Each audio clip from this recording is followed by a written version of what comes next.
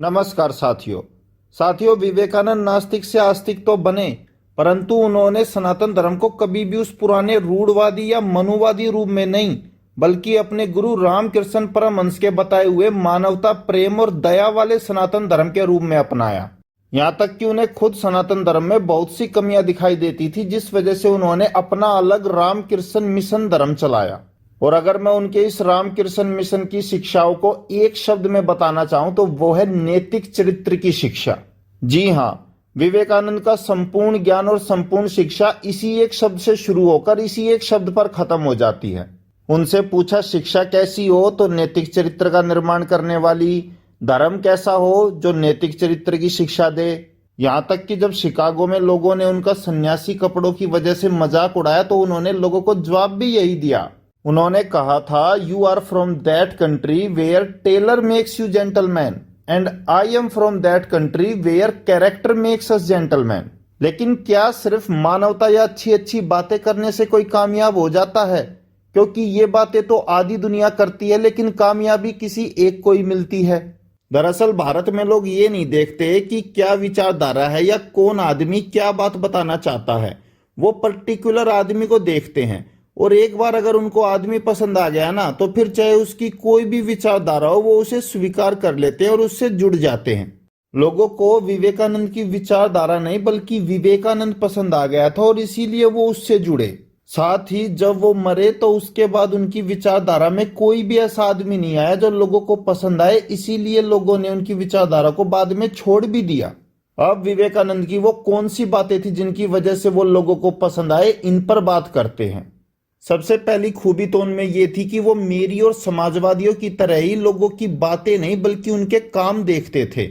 यहाँ तक कि जब वो नास्तिक थे ना, तब भी ये नहीं कि विज्ञान और नास्तिकता के नाम पर कोई उन्हें बेवकूफ बना ले। और कोई भी आदमी धर्म, नास्तिकता या समाज सेवा के नाम पर लोगों को बेवकूफ बनाता तो वो उसकी बुराई सबके सामने उसके मुंह पे करते थे। हिंदू समाज में आज भी बाल विवाह की कुप्रथा प्रचलित है। ये प्रथा हमें बंद करनी ही होगी। महाशय, आपने अपनी नाबालिग कन्या का विवाह एक धनवान पुरुष के साथ किया है। जब आप स्वयं ही ब्रह्म समाज के अनुशासनों को नहीं मानते तो हमें क्यों उपदेश देते हैं? अब दूसरी खूबी ये थी कि वो मेरे और भगत सिंह की तरह धर्म और भगवान से तो नफरत करते थे, लेकिन धार्मिक लोगों से नहीं। यहाँ तक कि अगर किसी काम में धार्मिकों को उनकी मदद की जरूरत होती और वो कर सकते तो आगे बढ़कर उनकी मदद भी करते थे। अरे यार, एक समस्या आ गई है और उसे हल भी तुम ही कर सकते हो। आज घर पर संगीत का आयोजन किया है। श्री रामकृष्ण परमहंस पधारने वाले हैं, किंतु जिन्हें गाने के लिए बुलाया था वो तो कहीं दिखाई ही नहीं दे रहे। यदि तुम गा देते तो बस इतनी सी बात है, चलो आओ। दरअसल मेरी तरह वो भी यही मानते थे कि केवल भगवान को मानने या ना मानने से कोई आदमी अच्छा या बुरा नहीं हो जाता। ये दूसरों की मदद करना, अच्छाई, ईमानदारी इंसान का अपना अंदरूनी गुण होता है। इसका भगवान या विज्ञान से कोई लेना देना नहीं है। यही वजह है जब वो नास्तिक थे तब भी धार्मिकों के साथ मिलजुल के रहते थे, और जब धार्मिक बन गए तब भी नास्तिक और तार्किक लोगों के साथ मिलजुल के रहते थे। और ये मैं सच बता रहा हूं कि किसी को फर्क नहीं पड़ता कि आपकी विचारधारा क्या है या आपकी कैसी सोच है। आप दूसरों के साथ किस प्रकार रहते हो वो ज्यादा मायने रखता है, और उसी की वजह से लोग आपको पसंद करते हैं। अब तीसरी वजह लोगों द्वारा उनके धर्म को पसंद करने की ये थी कि उन्होंने सनातन धर्म कभी भी लोगों को उस पुराने रूढ़वादी और मनुवादी तरीके से मानने पर जोर नहीं दिया। उन्होंने तो लोगों को केवल यही कहा कि एक दूसरे के साथ मिलजुल के रहो, एक दूसरे की मदद करो, यही वास्तविक धर्म है। उसके अलावा तुम्हें जो जैसे मानना है वैसे मानो, तुम्हारी मर्जी। अगर आपका पड़ोसी भूखा है तो मंदिर में प्रसाद चढ़ाना गलत है। यहाँ तक कि लोग गीता से ज्यादा फुटबॉल के मैदानों से सीखते हैं। ये कथन विवेकानंद ने इसीलिए कहे थे ताकि वो लोगों को समझा सके कि भाई ये पूजा पाठ, ढोंग, ड्रामा ये सब ज्यादा मायने नहीं रखता, बल्कि आप रियल दुनिया में लोगों के साथ किस प्रकार व्यवहार करते हैं वो ज्यादा मायने रखता है। और इन्हीं विचारों की वजह से उस समय जितने भी तार्किक, नास्तिक, समाज सुधारक या दलित लोग थे जिनके साथ धर्म के आधार पर शोषण होता था, सबने इन्हें पसंद किया। इसके अलावा एक कारण इनके फेमस होने का यह भी था कि इन्होंने एक दूसरे की मदद करने और नैतिक चरित्र की शिक्षा तो दी, पर साथ ही इन्होंने पुराने और रूढ़वादी तरीकों को मानने से भी मना नहीं किया। उल्टा ये पहले थे जिन्होंने धार्मिक तौर तरीकों के पीछे तार्किक कारण बताकर उन्हें सही साबित करने की कोशिश की, जिस वजह से धार्मिक अंधभक्तों ने भी इन्हें बहुत ज्यादा पसंद किया। दरअसल उस समय लगभग सभी धार्मिक तौर तरीकों पर उंगलियां उठ रही थी, विशेषकर मूर्ति को पूजने और गरीबों की मदद करने के बजाय मंदिर में प्रसाद चढ़ाने को लेकर। और धार्मिक लोग इसका कोई जवाब भी नहीं दे पा रहे थे। लेकिन जब खेतड़ी के महाराज अजीत सिंह ने विवेकानंद से ये सवाल पूछे तो उन्होंने इसका काफी तार्किक जवाब दिया। उन्होंने कहा कि आपको मंदिर के प्रसाद के पैसों से ही गरीबों को खाना क्यों खिलाना है? क्या आपके पास इतने पैसे नहीं है कि प्रसाद और गरीबों को खाना दोनों खिला सको? साथ ही आप प्रसाद से 1000 गुना पैसा शराब, अय्याशी और बाकी मनोरंजन की चीजों पे खर्च करते हो। तो अगर आपको गरीबों की इतनी ही फिक्र है तो ये सारा पैसा उनकी मदद के लिए खर्च कर दो। हमारे पिताजी की। क्या तुम इस पर थूक सकते हो? हमारे पिताजी पे? ये पिताजी कहाँ है? ये तो उनकी तस्वीर है, सिर्फ एक कागज का टुकड़ा, रक्त और मांस का पिंड नहीं। फिर भी तुम्हें इस तस्वीर में अपने पिताजी के दर्शन होते हैं।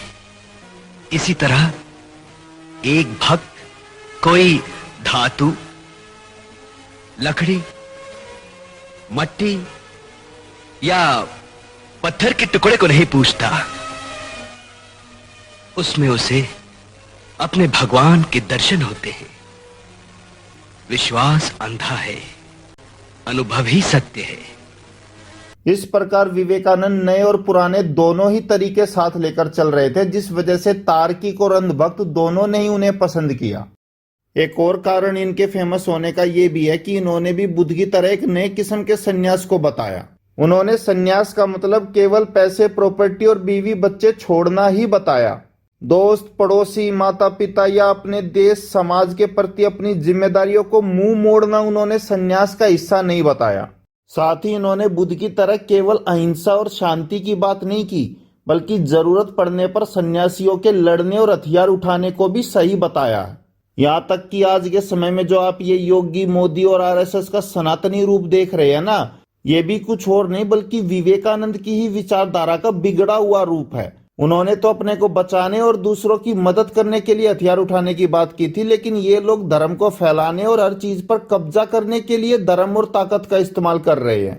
इसके अलावा एक आखिरी कारण ये भी था कि उन्हें पैसे, प्रॉपर्टी और राजाओं का साथ भी मिलने लगा था, जो किसी भी विचारधारा को फैलाने के लिए सबसे ज्यादा जरूरी होता है। दरअसल परमहंस छोटे मोटे आदमी नहीं थे। उनके सैकड़ों अनुयायी और काफी बड़ा आश्रम था जिसमें करोड़ों की प्रॉपर्टी थी। अब जब वो मरे और सब कुछ विवेकानंद ने संभाला तो उनका नाम भी दूर दूर तक हो गया था कि कोई नरेंद्र नाम के आदमी ने परमहंस के काम को संभाल लिया है। धीरे धीरे राजाओं ने विवेकानंद के बारे में सुनकर उन्हें अपने पास बुलाया और जब उनके विचार देखे तो उन्हें और ज्यादा पसंद किया। और इन्हीं विचारों से प्रभावित होकर उन्होंने किसी ब्राह्मण या पंडित को नहीं बल्कि विवेकानंद को शिकागो सम्मेलन में भेजा और वहां पर उन्होंने जो स्पीच दी उसके बारे में तो मुझे बताने की जरूरत ही नहीं है।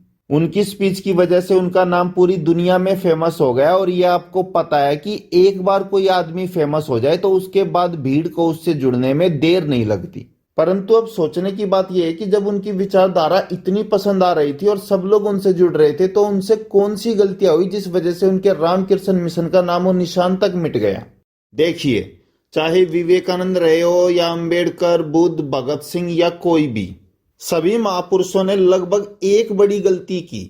इन लोगों ने केवल इस बात पर ध्यान दिया कि हम जब तक जिंदा हैं विचारधारा को ज्यादा से ज्यादा फैलाएं और हर जगह इसका प्रचार करें। परंतु उनमें से किसी ने भी अपने मरने के बाद भविष्य में संगठन को यूं ही लगातार चलते रहने के लिए कोई विशेष व्यवस्था या पहले से तैयारी करने की नहीं सोची। और यही वजह है कि जब वो मरे तो उनके मरने के बाद या तो उनकी विचारधारा को आगे बढ़ाने वाला कोई नहीं मिला या फिर उनकी विचारधारा थोड़ी सी फेमस हुई तो जो मतलबी और लालची पूंजीपति लोग थे उन्होंने आकर उनकी व्यवस्था पर कब्जा कर लिया। और सिर्फ इसीलिए जब तक ये महापुरुष थे तब तक तो इनका नाम और इनकी विचारधारा फैली, लेकिन जैसे ये लोग खत्म हुए, इनके खत्म होते ही इनका नाम, काम, सारी विचारधारा इनके साथ ही नष्ट होती चली गई। मुझे समाजवाद इसलिए भी पसंद है, समाजवाद किसी आदमी का मोहताज नहीं है कि कोई महापुरुष आएगा और तभी ये फैलेगा। असल में समाजवाद एक ऐसी व्यवस्था है जिसमें समाज से अपराध को खत्म करने और भविष्य के हर संभावित खतरे के लिए पहले से ही तैयारी करने की बात कही जाती है। और सबसे अच्छी बात, समाजवाद में हर आदमी के पीछे एक दूसरे आदमी को तैयार रहने के लिए ट्रेंड किया जाता है ताकि उसके मरने के बाद उसका काम रुके नहीं बल्कि दूसरा संभाल कर आगे बढ़ाता रहे। मैंने अभी हाल ही में अपने 3 वाइस प्रेसिडेंट भी केवल इसीलिए बनाए हैं कि अगर मुझे कुछ भी हो जाए तो मेरे मरने के बाद दूसरा और उसके मरने के बाद तीसरा और उसके मरने के बाद चौथा विचारधारा को लगातार फैलाता रहे और ये कभी भी खत्म ना हो। अब विवेकानंद से यही बड़ी गलती हुई थी। 39 साल की उम्र में जब उनकी मौत हुई तो उन्होंने एक भी ऐसा आदमी तैयार नहीं किया था जो उनकी मौत के बाद उनके संगठन को संभाल सके। साथ ही उन्होंने जो दूसरे खतरे होते हैं उनके बारे में भी कभी नहीं सोचा। जैसे बुरे और मतलबी पूंजीवादी लोग आकर संगठन पे कब्जा ना कर ले तो उन्हें मैं कैसे रोकूं? जो राजा भी थोड़ा बहुत धन देकर मेरी मदद कर रहे हैं वो नहीं रहे तो बाद में धन कहां से आएगा? या हमारा प्रॉपर लोगों का ग्रुप होना चाहिए जो जगह जगह जाकर हमारी विचारधारा को फैलाए। उन्होंने इन सब के बारे में कुछ भी नहीं सोचा। मोस्टली लोग इसके सॉल्यूशन में अपने बच्चों को ही बैठाने की सोचते हैं, लेकिन इससे एक तो परिवारवाद की समस्या फैलती है, दूसरा आपके बच्चे काबिल नहीं है और वो संगठन को ठीक से नहीं चला पा रहे हैं तो उसका क्या सॉल्यूशन ढूंढा है? अंबेडकर के बच्चों में नहीं थी उसके जैसी योग्यता। साथ ही कांग्रेस जैसी आजादी के लिए लड़ने वाली महान पार्टी पर किस प्रकार गांधी परिवार ने कब्जा किया और अब राहुल गांधी और बाकियों में उसे संभालने की योग्यता नहीं है, ये तो सबके सामने है। साथ ही जो मेहनत करने वाले कार्यकर्ता है, अगर आपने उनके अलावा अपने बच्चों को भागदौड़ दी तो फिर वो भी आप पर पक्षपात का आरोप लगाएंगे और आपके संगठन को छोड़कर चले जाएंगे। और अगर आप ये सोचेंगे कि हम सारी भागदौड़ अपने बच्चों के हाथों में ना देकर किसी योग्य आदमी के हाथ में देंगे तो उस योग्य आदमी का चयन कैसे करना है, फिर ये भी आपको सोचना पड़ेगा। क्योंकि जैसे ही आपका संगठन थोड़ा बड़ा होगा और उसमें लाखों करोड़ों की कमाई होने लगेगी ना, तो बहुत से मतलबी आएंगे जो ढोंगी बनकर आपके संगठन पर कब्जा करेंगे। जैसे मायावती, मोदी, अडानी ने बीजेपी और काशीराम की पार्टी पे कब्जा कर लिया। इसके अलावा एक विवेकानंद की विचारधारा के मरने का कारण यह भी था कि विवेकानंद ने समझदार और तार्किक लोगों का ग्रुप बनाया था। उसने अपने संगठन में धार्मिक और कट्टर अंधभक्तों की तरह अपने अंधभक्त तैयार करने की नहीं सोची।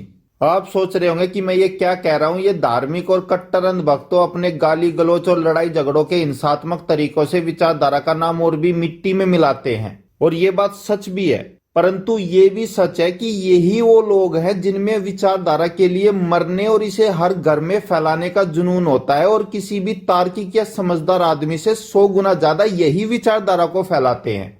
ये जो हिंदू, मुस्लिम और अम्बेडकरवाद इतना फैला है ना, इसकी वजह भी ये अंधभक्त कार्यकर्ता ही हैं।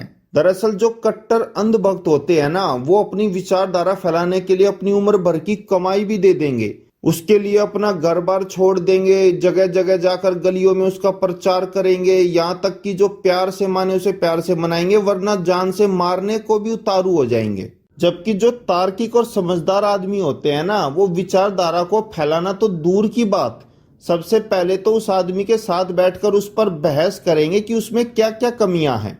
विचारधारा में भले ही 100 बातें अच्छी हो, लेकिन अगर 2 बातें भी बुरी होंगी ना, तो उन 2 बातों की वजह से विचारधारा में ही कमी निकाल के उसे छोड़ देंगे। और किसी वजह से अगर वो लोग उस विचारधारा में कमी नहीं भी निकाल पाए ना, तो जब उन लोगों को विचारधारा अपनाकर उसका प्रचार करने के लिए कहा जाएगा तो हमारा तो परिवार है, घर पालना है, हम समय नहीं दे सकते, ये तुमने बनाई है, तुम इसका प्रचार करो, हम तुम्हारे साथ हैं, जब भी जरूरत हो बता देना। मतलब ऐसे फालतू का ज्ञान देंगे लेकिन साथ कभी नहीं देंगे। और फिर घर बैठे बैठे कहेंगे कि भारत में कुछ भी बदल नहीं रहा। अरे बदलेगा कैसे? बदलने के लिए सड़क पर उतरकर संघर्ष करने की हिम्मत तो तुम में है नहीं, जबकि बुरे लोग सड़क पर उतरकर मरने के लिए भी तैयार होते हैं, जिस वजह से उनकी ही विचारधारा फैलेगी। केवल बातों से अगर चीजें बदलती तो फिर यह देश कब का बदल चुका होता। तो इस प्रकार विवेकानंद का भी जो रामकृष्ण मिशन था वो तार्किक और समझदार लोगों का धर्म था, वो ऐसे अंधभक्तों का नहीं था, जिस वजह से उनके मरने के बाद उनके विचार को आगे बढ़ाने वाला कोई भी जनूनी आदमी सामने नहीं आया। और मुझे समाजवाद इसलिए भी पसंद आया। समाजवाद किसी एक आदमी की सोच या विचार नहीं है, बल्कि वो एक मजबूत व्यवस्था का नाम है। आदमी तो आते जाते रहते हैं, लेकिन व्यवस्था हमेशा रहनी चाहिए। इसीलिए समाजवाद में हर आदमी अपनी जगह लेने के लिए एक दूसरा आदमी तैयार करता रहता है ताकि उसकी मौत के बाद व्यवस्था टूटे नहीं और लगातार यूं ही चलती रहे। समाजवाद में भविष्य के हर संभावित खतरे के लिए पहले से ही तैयारी करने की बात कही जाती है। हम सभी मेंबर मिलकर पैसा प्रॉपर्टी ट्रस्ट के नाम इसीलिए ले रहे हैं ताकि कल को हमारे ट्रस्ट को किसी भी आदमी के पैसे या फंड के भरोसे ना रहना पड़े। साथ ही बुरे मतलबी और पूंजीपति लोग आकर हमारे संगठन पर कब्जा ना कर ले। मैंने इसका इंतजाम भी पहले ही कर दिया था। मैंने संगठन में जो भी ऐड बनेगा उसे अपने बीवी बच्चों की सारा पैसा प्रॉपर्टी समाज के नाम करके फ्री में लोगों की मदद करने की शर्त इसीलिए डाली थी ताकि कोई भी मतलबी पूंजीपति आकर हमारे संगठन पर कब्जा ना कर ले। तो बस यही थे मुख्य कारण विवेकानंद की कामयाबी और उनके पतन के। मिलते अगली वीडियो में, तब तक के लिए जय हिंद, जय भारत, जय विज्ञान। इनकलाब जिंदाबाद, समाजवाद जिंदाबाद। लोग जाति धर्म छोड़े, नेता पैसा प्रॉपर्टी छोड़े।